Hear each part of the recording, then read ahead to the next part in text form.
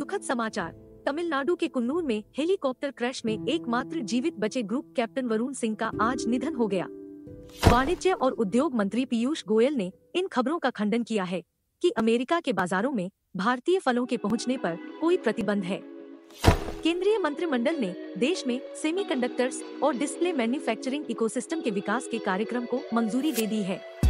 मंत्रिमंडल ने RuPay debit card और कम धनराशि वाले भीम यूपीआई लेन देन को बढ़ावा देने के लिए प्रोत्साहन योजना को मंजूरी प्रदान की है। पश्चिम बंगाल के बर्धमान में मिलिट्री इंटेलिजेंस के इनपुट के बाद सरकारी बस से 20 बम बरामद किए गए हैं। इस मामले में मोहम्मद सरफराज अंसारी को गिरफ्तार किया गया है। शुरुआती जांच में पता चला है कि निशाना पानागढ़ मिलिट्री शेड था। 15 वर्षों से फरार मुंबई और कर्नाटक में कई जबरन वसूली के मामलों में वांछित गैंगस्टर सुरेश पुजारी को फिलीपीन से भारत लाया गया। 25 दिसंबर तक रहेगा एटीएस की हिरासत में। जम्मू कश्मीर के पुलवामा जिले के उसगाम पाथरी गांव में सुरक्षाबलों के साथ गोलीबारी में एक आतंकवादी मारा गया। केंद्र द्वारा संचालित स्कूलों में दोपहर भोजन योजना के राष्ट्रीय कार्यक्रम का नाम बदलकर प्रधानमंत्री पोषण शक्ति निर्माण कर दिया गया है। मुंबई में कोविड महामारी के कारण पिछले 20 महीनों से बंद स्कूलों में प्राथमिक और मिडिल कक्षाएं आज से शुरू हो रही हैं। भारत सरकार ने कार्यनीतिक विनिवेश या projects and development India limited के निजीकरण के लिए रुचि पत्र आमंत्रित किए हैं। अंतिम तिथि 31 जनवरी 2022 है। रिजर्व बैंक ने गैर बैंकिंग वित्तीय कंपनियों पर नियामक मानक और सख्त करने के उद्देश्य से तत्काल सुधार कार्रवाई पीसीए के तहत नई व्यवस्था शुरू की है। उच्चतम न्यायालय ने उत्तराखंड में 4 धाम परियोजना के तहत सड़क की चौड़ाई बढ़ाकर 2 लेन करने की अनुमति दे दी है। ग्रामीण विकास मंत्री गिरिराज सिंह ने कहा है कि प्रधानमंत्री ग्राम सड़क योजना के तीसरे चरण में देश में 1,25,000 किलोमीटर सड़क का निर्माण किया जाएगा।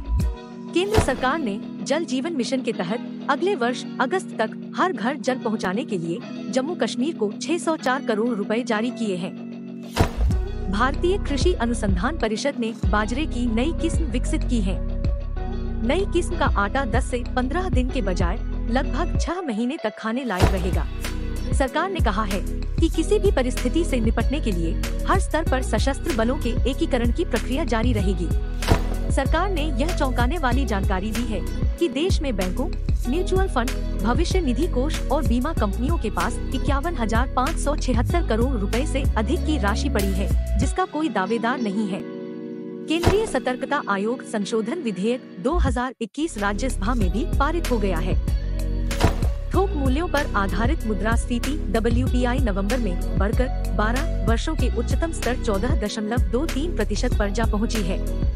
कोविड की आशंका वाले देशों से भारत आने वाले यात्रियों के लिए RT-PCR टेस्ट के लिए पहले से बुकिंग अब अनिवार्य कर दी गई है। अंबाला में घरेलू हवाई अड्डे के निर्माण के लिए 40 करोड़ रुपयों की मंजूरी दे दी गई है। इस राशि से अंबाला वायु सेना स्टेशन के ठीक बगल में एक नया टर्मिनल बनाया जाएगा। नवंबर में भारत के निर्यात में 22.8% की वृद्धि दर्ज हुई है। संसद ने दिल्ली विशेष पुलिस स्थापना संशोधन विधेयक पारित किया। जम्मू कश्मीर में इस साल नवंबर में सर्वाधिक पर्यटक आए। अकेले नवंबर में 1,27,605 पर्यटकों ने केंद्र शासित प्रदेश का दौरा किया। सचिन वाजे ने एक न्यायिक आयोग को बताया कि अपने 16 वर्ष के निलंबन के दौरान वे देश के विभिन्न भागों में गवाहों के बयान रिकॉर्ड कर रहे थे और संदिग्धों और आरोपियों का पता लगा रहे थे। तमिलनाडु सरकार ने विशेषज्ञों की सलाह पर मौजूदा कोविड प्रतिबंधों को इस महीने की 31 तारीख तक बढ़ा दिया है। भारत, ईरान और उज्बेकिस्तान ने त्रिपक्षीय कार्य समूह की दूसरी वर्चुअल बैठक में मानवीय संकट के दौरान और क्षेत्रीय संपर्क बढ़ाने में चाबहार बंदरगाह की महत्वपूर्ण भूमिका पर जोर दिया है। कोविड के कारण बंद दिल्ली काठमांडू बस सेवा नई दिल्ली के doctor Ambedkar terminal bus stand से फिर शुरू हो गई है। भारतीय मूल की लीना नायर को फ्रांस के लग्जरी ग्रुप शनेल ने लंदन में अपना नया ग्लोबल चीफ एग्जीक्यूटिव नियुक्त किया। तुर्की में महंगाई के कारण ब्रेड लेने के लिए भी दुकानों पर लंबी लंबी लाइनें लग रही हैं।